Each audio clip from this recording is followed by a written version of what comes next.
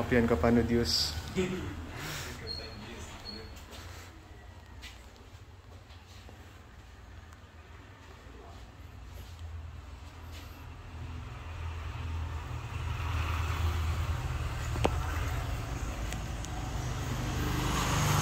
Hari ka mo mapia. Thank you. Sinarin nyo yata po. Mag-taglan saya, grupo kami. Grupo. Bale, ano din ba kayo sa Creative Hub or separate sila group? Parang dalawang existing art gallery. Galing ka natin na So, ano po kayo, tattoo artist din kayo na. So, pag merong gusto magpagawa, pupunta dito. May mga ano po kayo, contact number, ganyan. Meron po kaming calling cards. Calling cards. Para as one na po yun.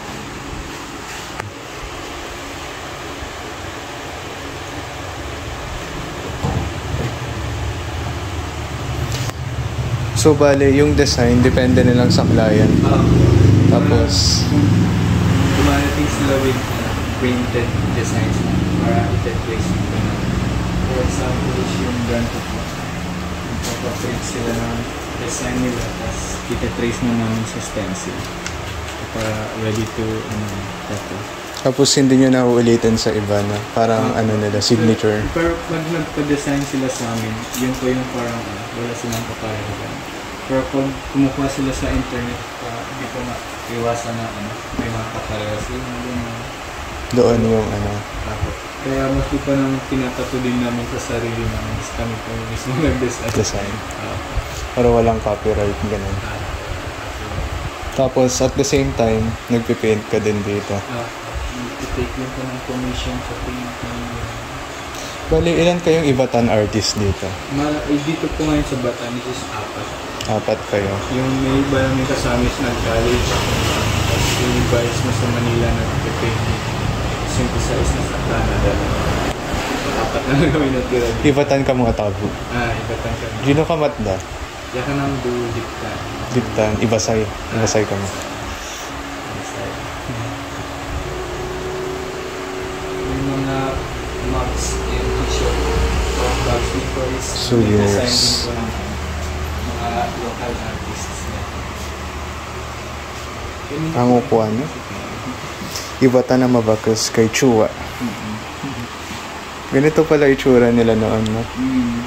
Nung tribo pa lang. Pwede nyo aking suit na sa kaya. At least ni-design ko ng isang namin kasama. Galing. Ari Mavid. Thank you. Mani piraso ko mo? Maraming t-shirts ay orange. Ganito pa yung tela. Pang H&M.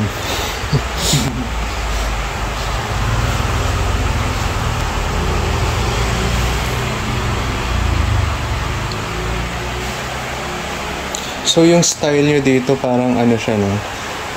Realism na medyo Yung sa akin ito. Tapos may halo siyang minsan may pagka-doodle din siya, gano'n.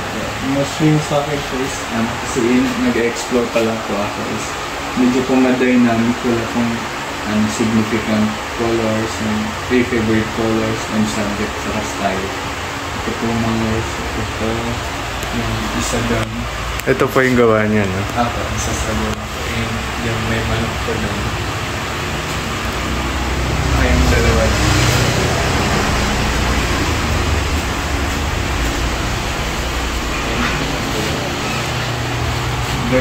Very random po sa concept and style. Nag-explore pa lang po. Tayid Lighthouse. Ay, po yan? Yung una kong painting kasi nabili. So, parang pagpalitan pa namin yung title. Nabili ko kasi nandito dating Lighthouse.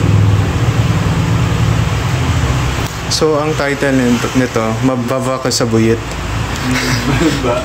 Manamay Addaw. Nagliliyap na pagmamahal. Iba din pong painting sa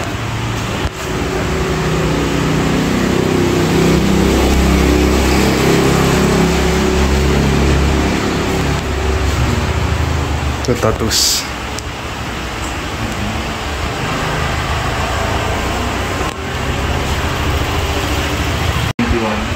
Katapos lang para yung exhibit. So, bale, yung price ng painting depende sa ano, no? Artist. Sa artist. At saka dun sa ano, artwork. Depende dun sa artwork mismo. Sa artwork artist. Yung so, one by one ang nare-release yun. Nag-range siya from 4,000 to hanggang sa 15,000. Kasi yung 15,000 is yung regular house. Yung may hikaw. Actually, mas mahal po yung hikaw kasi kaysa sa painting. Bale, itong hikaw, ito yung gamit ng mga ibatan ng unang panahon, no? Mga traditional earrings nila. Pero ito po is paint. Actually, ito po yung parang reference ko dun sa earring. Yung gantong red. Saan kayo pala nakakuha ng ganitong ano, materials? May mga nag-forge ko dito. May mga forger dito? Hanggang ngayon? Hanggang sa panahon Kaso ngayon? nga lang, ito po is hindi po niya ginawa. Galing ko to sa ibang lugar. Parang replica siya. Alam niyo kuya kung saan sila matatagpuan yung mga forger? Pwedeng ma-interview, gano'n.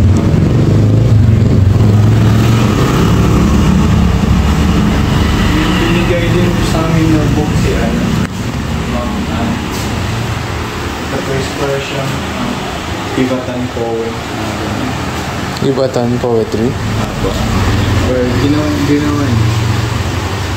May isa pong ano dyan poetry na nagustuhan kasi niya yung concept ko na ganito, yung painting na to. So ginawa niya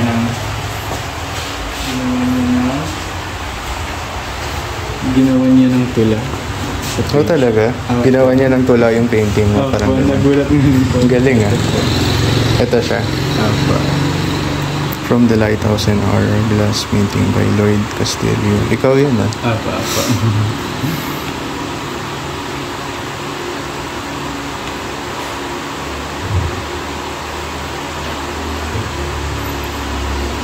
Tapos ito yun yung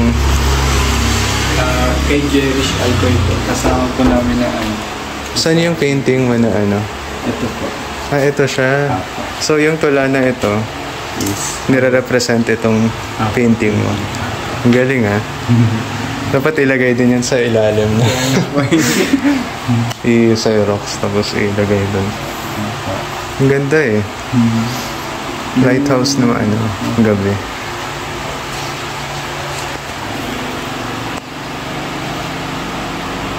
Sigurado mahal to dahil may kwento eh. Hindi naman. May poetry. Same time yung price na. So, Ibatan poet pala siya, no? Nagbebenta din siya nitong book.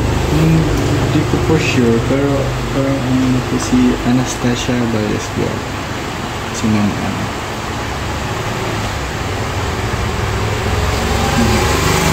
Member din siya dito or Hindi po. Ano siya, parang nagsusupport ng Ibatan culture. Ibatan culture. Very big po siya na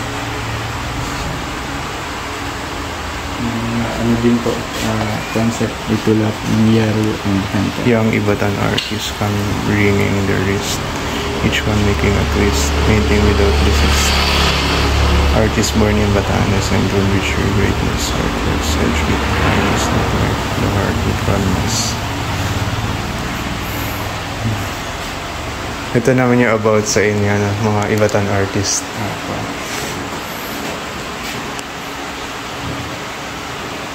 Ito iba din to. Ako, sa creative part po. Sa Creative Hub.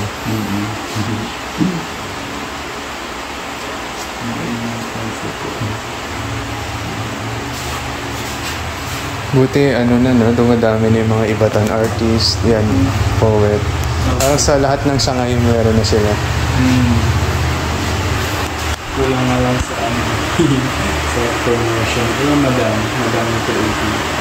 Kaya yung mga ibang kasama namin is lumuluwas na para mag-expand ng art connection. Pupuntang Manila, no, Bulanda. Sagana naman, saka supply kasi ng mga art na materials dito is limited. Limited. Kailangan pa mag-import. Ibabarko pa na.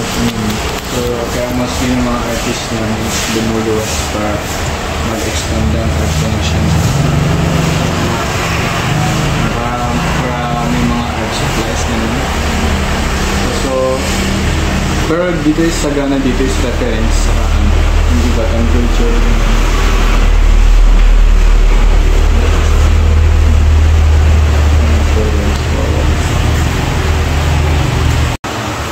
Okay, sa mic. Pati yung boses. Bali, yung mga Ivatan singers, mga composer, nitong mga hip-hop, yung sinasabi mo, sila, tawag dito? Madami na silang na-compose. Not much, pero every compose na na-export nila is parang hit, ganun. Nag-hit So, lalo. madalas sila pag magkakasama kami, tapos pag may beat gano'n, tapos nag-freestyle ako, madalas gano'n. So, pero iba ang words, it's first language na. So, gano'n. Hindi naman sila madalas mag-rap, pero very passionate sila sa pagkakasulat. More on composing, ganun. Bali, may napakinggan akong Ivatan singer, siya madalas sa mga composition, madalas composition nila, Itbayatan gamit nila. Iba din siguro yan, no? Ibang grupo. Meron din yung, kasi yung different genre. May mga melody, tapos may hip-hop, iba-iba sila. Meron ding mga isabtang, gano'n. Pag-iba na yata. So, promote sila. Promote yung iba artistry.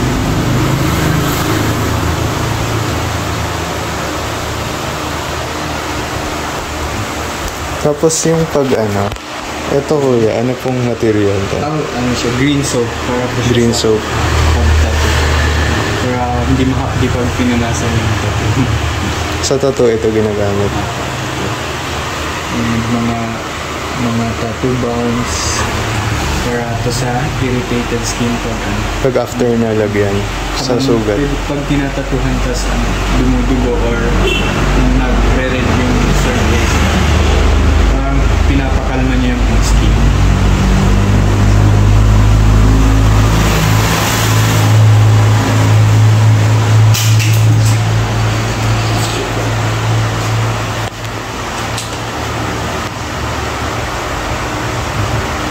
Ito naman, siya. Bali, yung makabago na yung ginagamit niya dito. Yung parang heat press. Hindi na siya yung silk screen, gano'n. Yung mano-mano. Very complicated na rin kasi pag isi-sense pa siya. Lalo at nadaming kulay ng iba niya. Kami din po ng design mga digital artist na kasi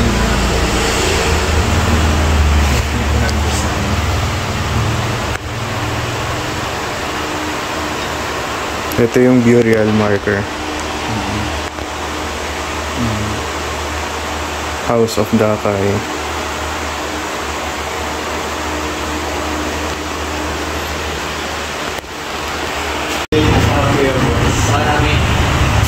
Hi. Pakapyan ka pa na Diyos.